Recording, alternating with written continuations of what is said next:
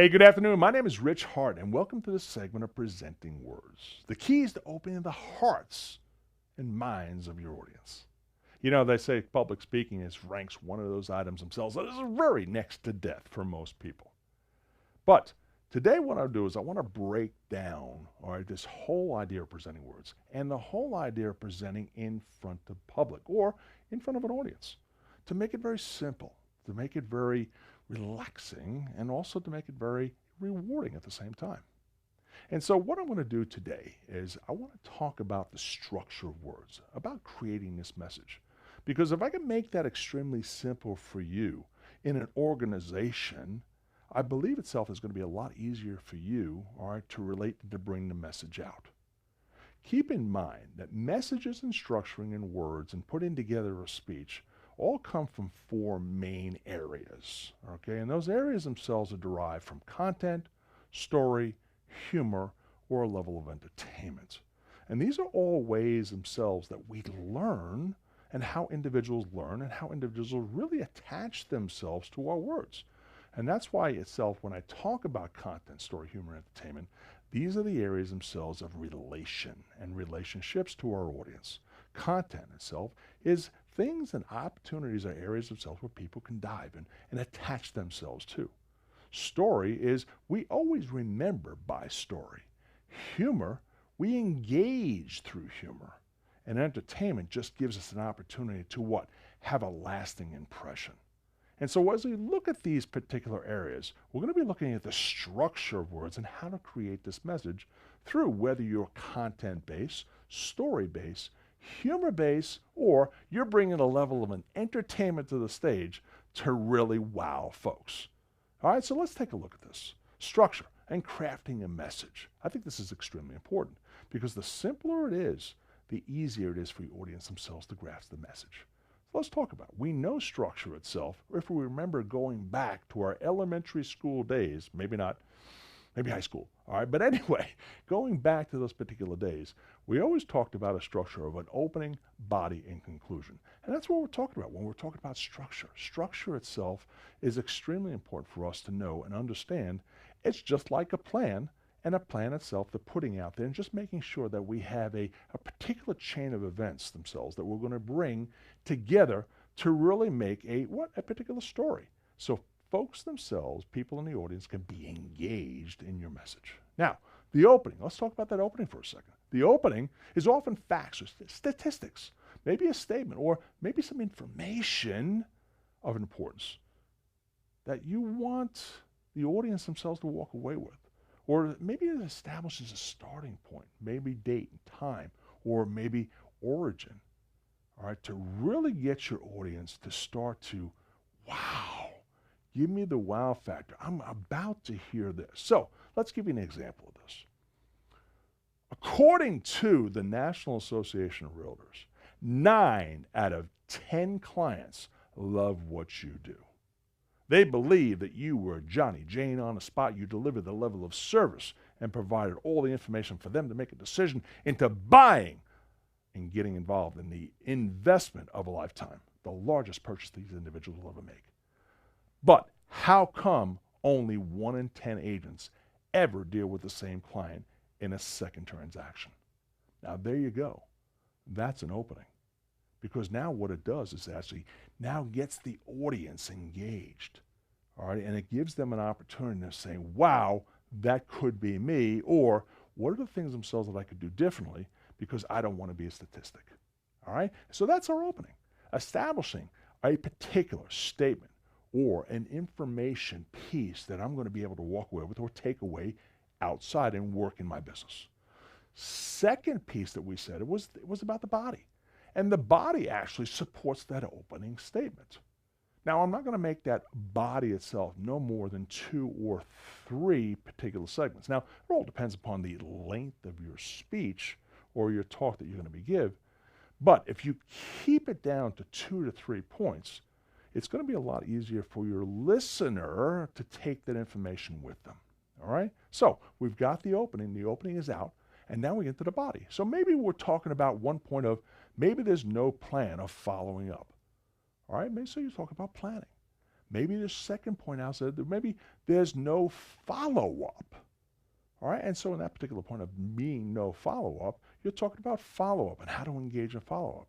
Or maybe itself, your point number 3, if you want to do the point number 3, is maybe the interest level. Or maybe the point itself that maybe they were engaged in conversation. Now, that could be one of any points. I just picked 3.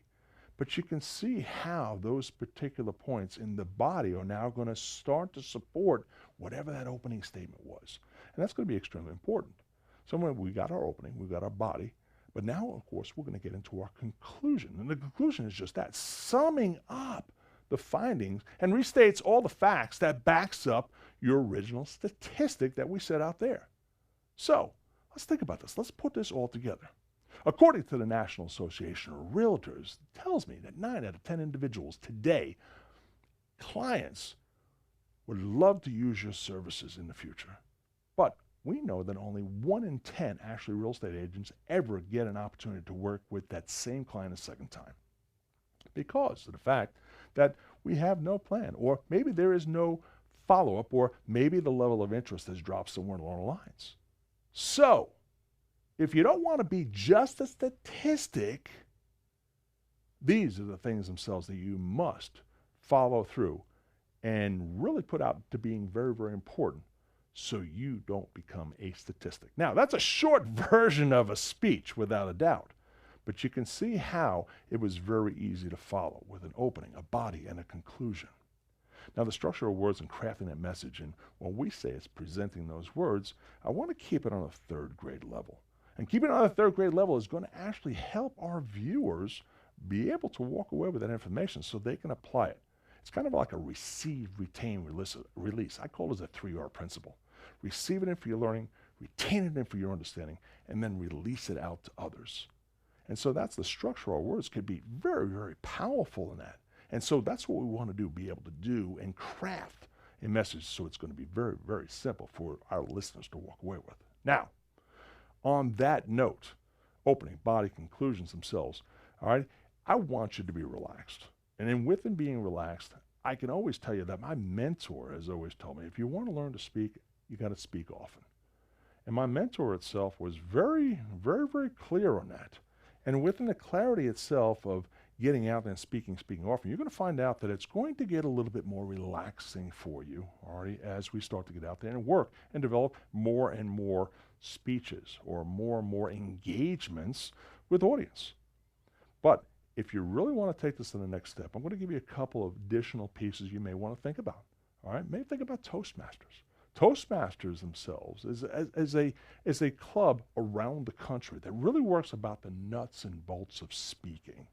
All right, to give you some of the basic and some of the items themselves that, for structuring standpoint, all right, to really start to get you into a model or mold, all right, that becomes a little bit more easier for you. And then if you want to graduate from there, then you do have your NSA, your National Speakers Associations, and those are about the business of speaking.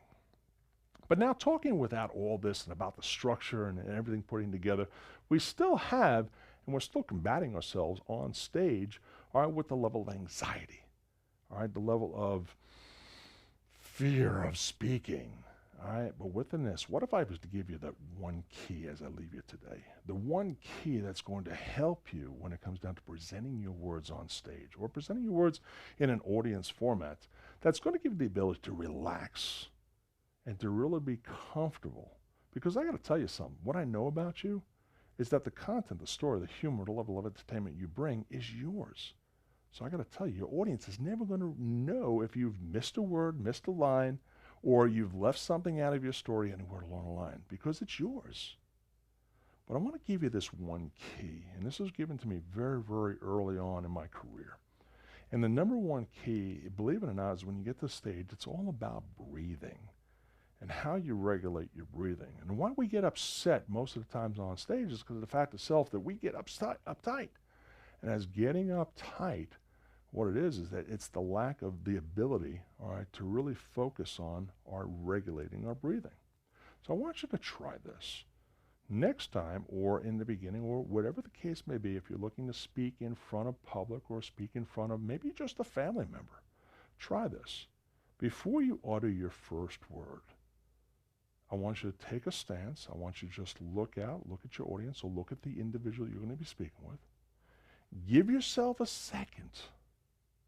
And then what I'd like you to do is take a nice deep breath. And then as you exhale that breath, that's when you're going to utter your first word. So let's try it this way. I'm going to take a deep breath. I'm going to look around, take a moment to look at my audience. I'm going to take that deep breath. And I just want to thank you very much for joining us today in this segment of Presenting Words. My name is Rich Hart, and if you're really looking to engage further, you want additional information about speaking in public, please feel free to reach us at any time at rich@richhart.com or 888-966-0878, because I know something about you. You have the gift of gab. So thank you very much for joining this segment, and I'll look forward to talking to you in the near future. Have a great day. Bye-bye now.